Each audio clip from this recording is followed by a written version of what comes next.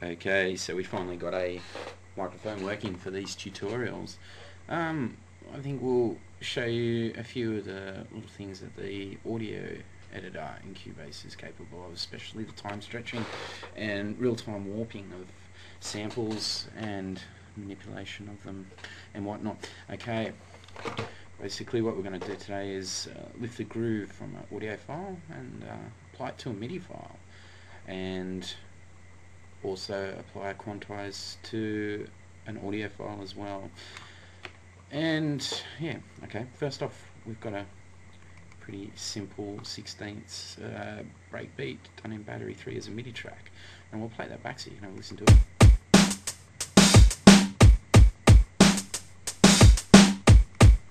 Okay, so pretty simple, a little bit of groove but not quite. Now we're going to take an audio file. This one's from James Brown's drummer called Clyde Stubblefield, and if you're familiar with James Brown, you know he's got the funk. So we'll play back this audio file.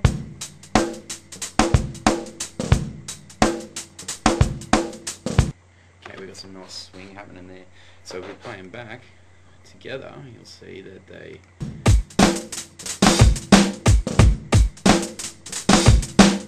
sound pretty shithouse. So what we want to do is lift the groove from old Clovey here and apply it to our MIDI track. Okay, so we open up an audio editor. I'll drag that over here. Okay, just got to be wary. This is actually Cubase 4.1, so a few visual things have changed, but the way we do things and the commands are, I think, pretty much the same through all the versions of SX and earlier versions of 4. Okay, basically what we want to do is open on the side here, open the hit points tab. So we're going to use hit points to divide our transient peaks into sections of audio, much like Recycle. In fact, it's pretty similar to the way Recycle does things. Okay, drum lead is pretty basically a 16th, so we're going to set the sensitivity slider at 16ths, like so.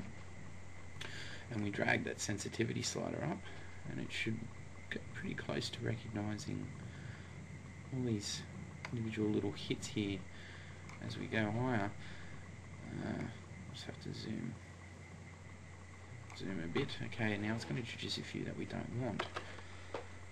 Make sure our hit points tabs lit. We hold our shift key, actually it's our alt option key, which opens up a pencil, but also opens up a little cross when we go up onto these marker points here, so we can delete and actually add marker points if we want. So we want one added there.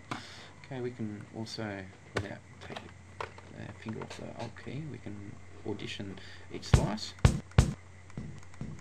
Doesn't sound like we need one there, so we'll delete that. Now you'll notice these have cue points as well. Now the hit points allow for sounds with long attacks, so if we were to slice this up into each individual audio file, as we'll do a little bit later, you can snap to your cue point while having your slice on a zero crossing at the beginning of the audio file, which is pretty handy. Okay. Also, if you wanted to eliminate clicks and stuff, we could zoom right in there. You can see the cue points, how they work, and you can extend that and shorten it to suit your long attack, so you can snap to the peak. Anyway, we'll just go along and audio edit all these points. And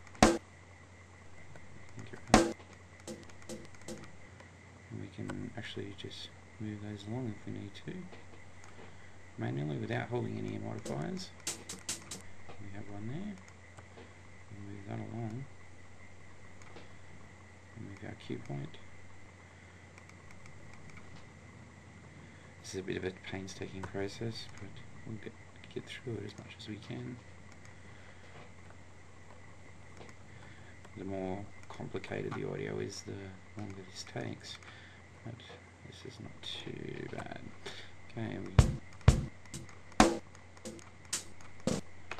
Okay, now that we've got it all mapped out, all our slices are nice. You can get right down to zero sample down to sample level, sorry, and actually edit and move our slices around so that we're super accurate, but for this we're just going to do it roughly. Okay, now we press the Make Groove button, and we press this button. Now we can close the audio file. Now, up in our quantize type list on the main audio page, the name of our audio file appears. Now that's automatically selected, but we press the setup button. This brings you to quantize setup. You can do all sorts of quantize velocity and length, do all sorts of things with it. Gets pretty technical, but we're not going to deal with that right now. Now we can rename it. We'll call it Clive. Oh, we'll delete it first. Okay, it's going to be, call it Clive Shuffle. Okay, now that's stored as a preset. We press the store button. There it is, Clive Shuffle. It's automatically selected that. We can delete that, remove, and set it up as Clive Shuffle. Now we go to our MIDI part here. We just press the Q button. Look at that. Did you see them all move? Automatically adjust to our Clive Shuffle. Now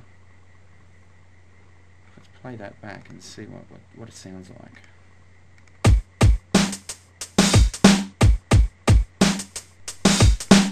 It's got a little bit more human feel. Now if we play it back with our audio file, they should match up.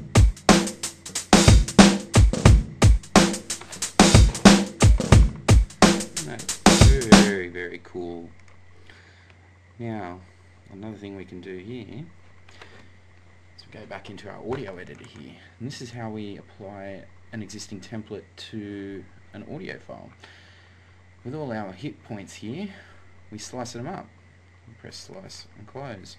Now, as you can see here, we've got lines through all of our transient peaks there. Now, we can select that audio file. Just say we wanted to eradicate that groove and make it more machine-like, we'll 16th it. Press our Q button, and it shuffles all the slices around. So we'll play that back.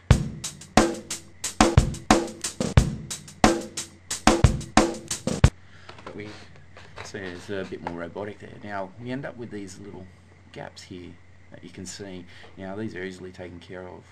We go to the audio menu, we go to advance, select close gaps. Now what the close gaps function does is time stretches each individual slice to fill out the gaps, basically. So we'll do that, has a little think about it. It creates a whole bunch of audio files in your pool, but don't worry about that. Now we play back, close all the gaps, we don't have any clicks, we don't have any silences. Now we can cue that back to 16ths and play them back together.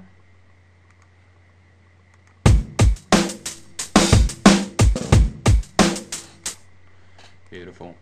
Okay, that's how we do our quantizing and manipulation of audio in Cubase. Okay.